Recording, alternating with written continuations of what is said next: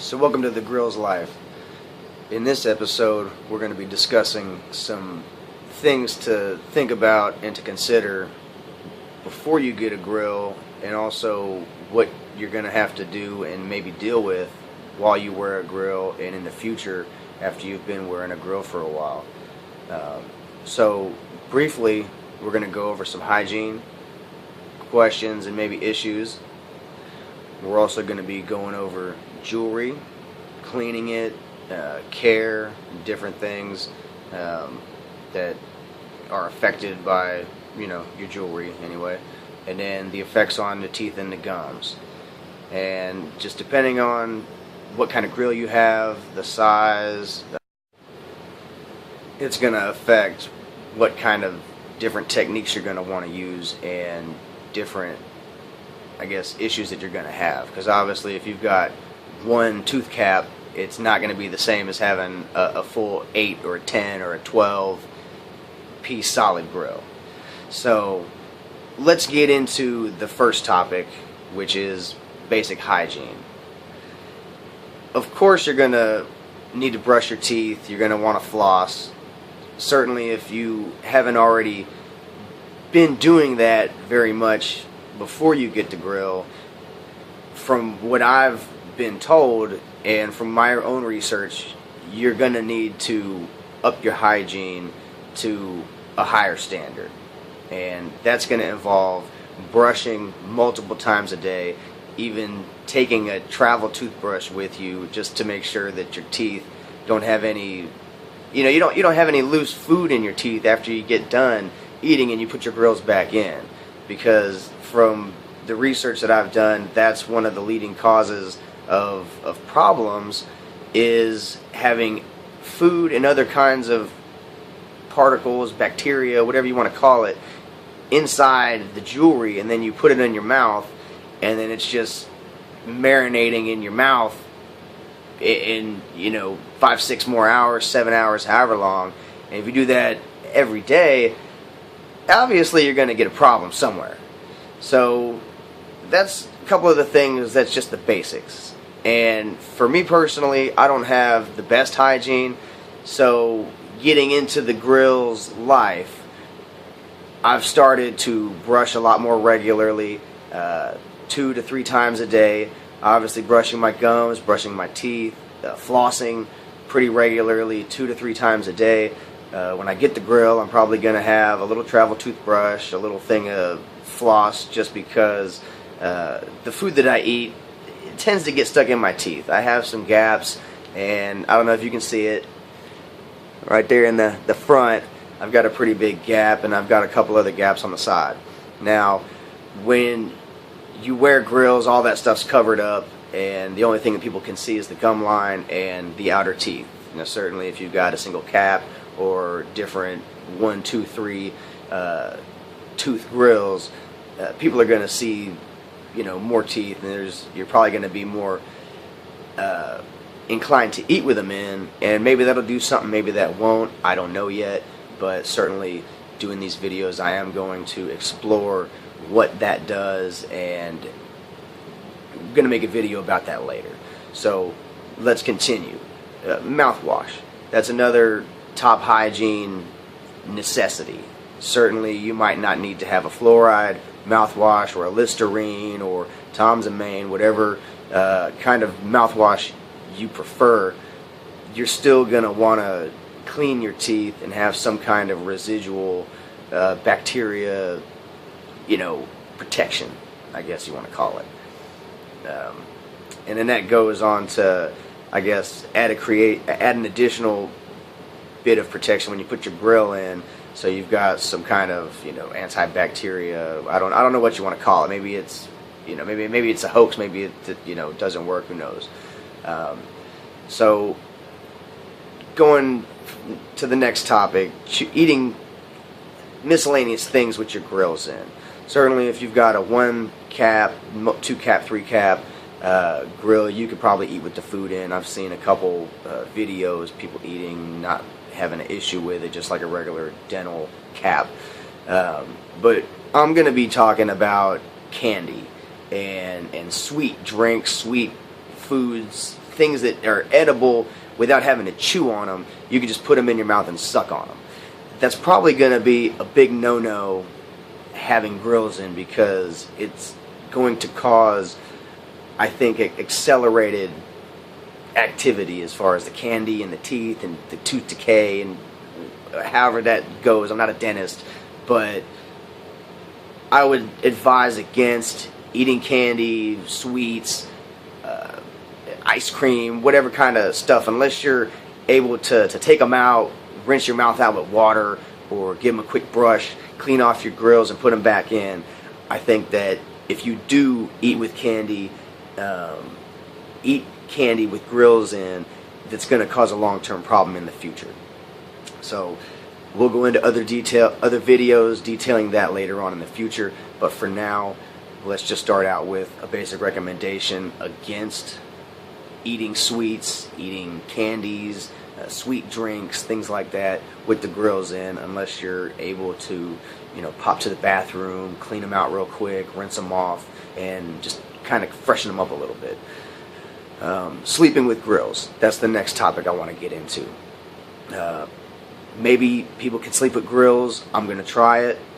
I don't know what that'll do. I'm sure it'll just cause a little more bad breath. Maybe the tooth decay, you'll maybe see more cavities. I don't know. Maybe the metal starts to affect the teeth and you start to have some kind of degradation in the teeth, some kind of tooth decay, wearing of the enamel, something else like that. I don't know. But I will be exploring that, and give me some comments, give me some feedback, let me know what your experiences are, what you've dealt with, and I'll comment back and maybe put them in a video. So another thing that I've seen, people wearing half grills or one set, either the top or the bottom, and maybe that can chip your teeth. I've heard that people have had their teeth chipped by having grills on one half, either the top or the bottom, and talking or just basic, living their life, and their teeth gets chipped because the metal hits it and boom, chips a piece off. So I'm getting the double, upper and the lower. I'm probably not going to be dealing with that right away, but there are other people that will probably have that issue wearing a single grill.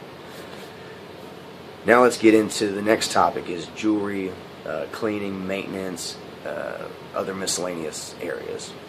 First, I would say that you're going to need to be on top of cleaning your jewelry, probably cleaning your jewelry every day. I don't know if it's going to be a multiple time a day kind of thing, or just when you go to sleep, buffing it, rubbing it off, getting the shine on, and doing that before you go to sleep, or something like that in the morning. I don't know. I'm going to find out. I'm sure the recommendation is to do it once, twice a day. Solid gold, probably, it doesn't matter. If it's gold-plated silver, it's probably going to wear off the gold plating, whatever. Next is going to be preventative damage. Obviously, if your grills are in your mouth, you're going to want to watch what you put in your mouth, what's near your mouth. And if you take them out, you're going to want to keep them in a case. You're not going to want to, throw them on a napkin to where you throw them in the garbage, or they can get knocked off the table and somebody step on them, or, whatever kind of issue you might have. But preventing damage is probably a very important part of having a grill, because it's a delicate piece of jewelry. It's not the most toughest thing around. I'm sure you could squish it in your hand and end up breaking it. That's anything solid gold, silver, whatever precious metal. It's not titanium. It's not steel. I haven't seen if there's any kind of surgical steel grills that they make, such as the same metal that they use for jewelry, in body jewelry. Most of that surgical steel. I would be interested to find out more about that, but that's another topic, another video altogether. So the next issue with jewelry would be repairs. If they do get damaged, you're probably going to have to send it back to the jeweler to get it repaired. You're not going to be able to do it yourself, and if you do, you might end up causing further damage or breaking it and causing, further damage to cause more money to repair it. I don't know. But I would just advise that if it does get damaged, send it back to the jeweler. Sometimes they can repair it for free. Sometimes they charge a fee. Obviously, if you got to send it in the mail, you're going to have to pay for that.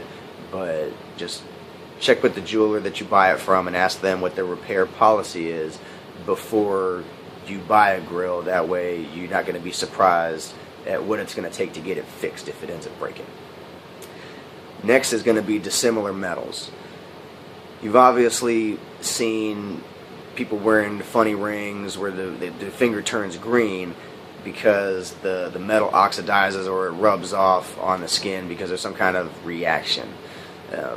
I wear body jewelry. I've got tongue ring, lip rings, and my concern is that if I'm wearing a grill and I've got a lip ring in or my tongue ring in, is that going to